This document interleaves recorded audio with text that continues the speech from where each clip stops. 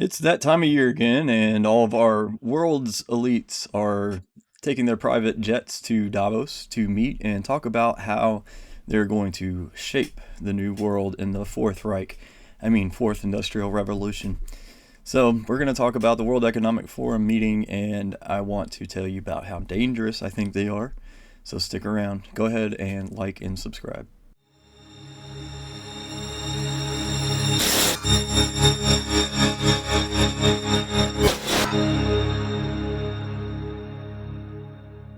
If you're not familiar with the World Economic Forum, it's a large conglomerate of the largest companies in the world, some of the richest individuals in the world, and nations themselves.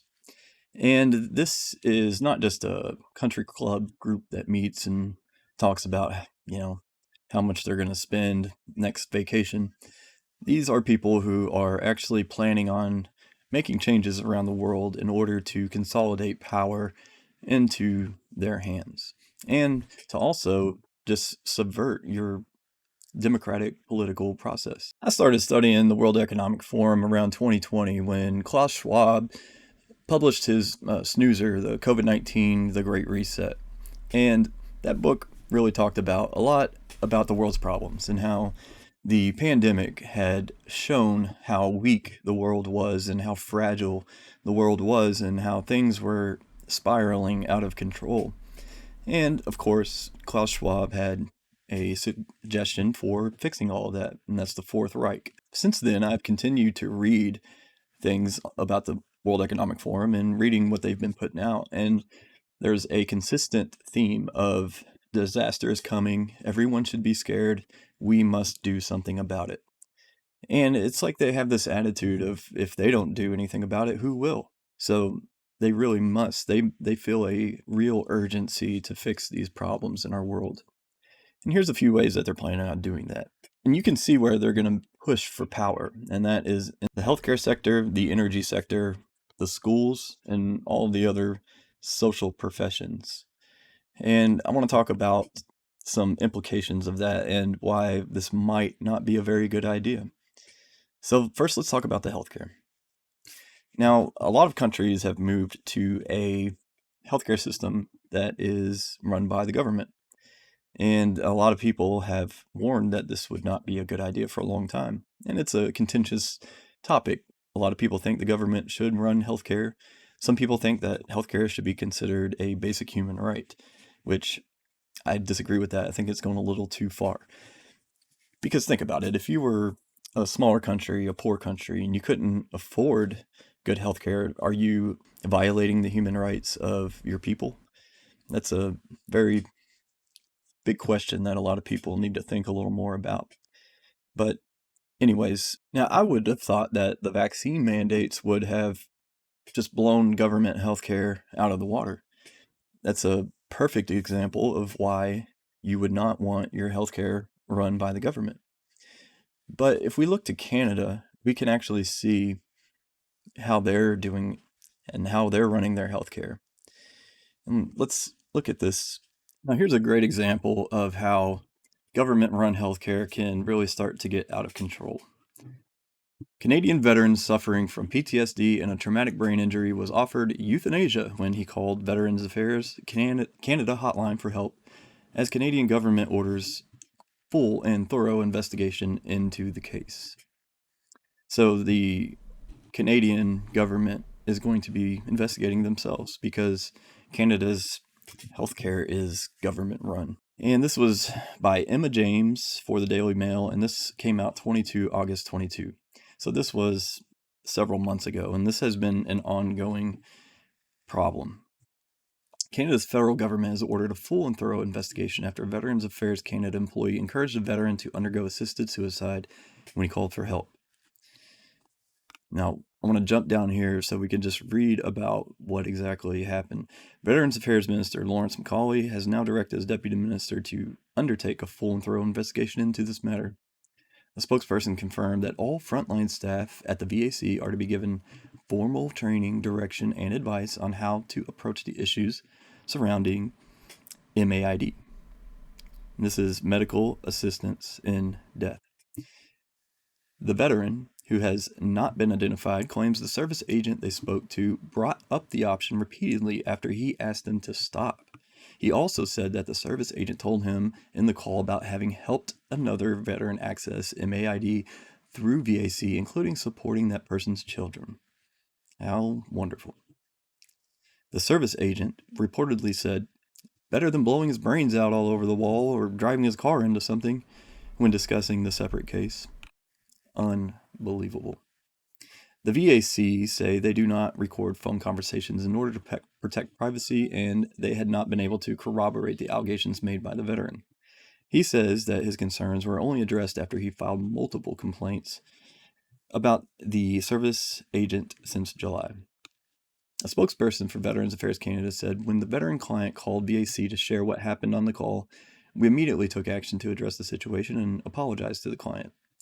Apparently not, if he had to put in several complaints before he got any response. As directed by the Minister of Veterans Affairs, the Deputy Minister will oversee a thorough internal investigation into this matter and take any appropriate administrative actions necessary to ensure the situation doesn't happen again.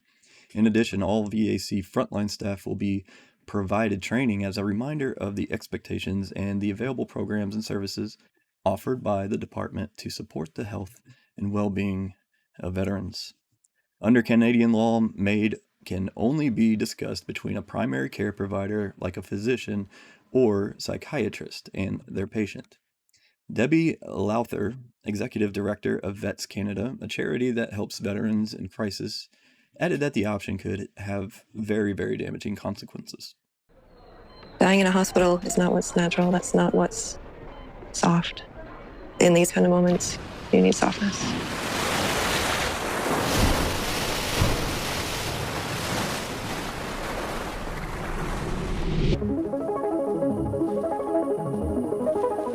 It can take dying to figure out what living is actually like. I spent my life filling my heart with beauty, with nature, with connection. So I choose to fill my final moments with the same. Last breaths are sacred.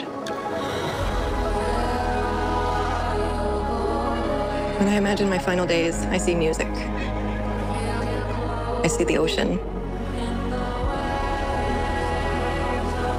I see cheesecake.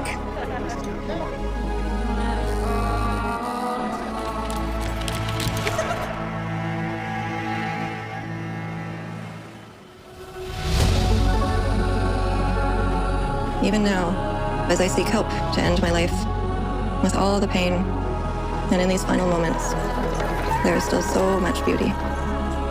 You just have to be brave enough to see it.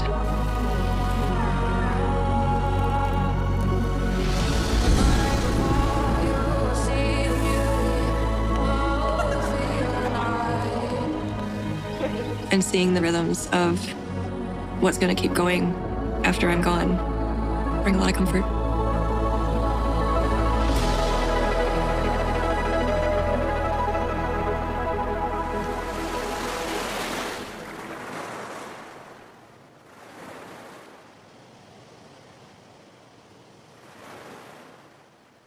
Now, if that video wasn't heartbreaking enough for you, this should do it right here.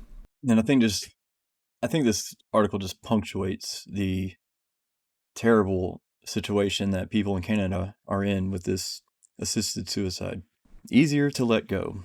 Terminally ill woman in Canadian euthanasia commercial that glorified suicide previously said she wanted to live but couldn't afford care to improve her quality of life. She didn't want to die.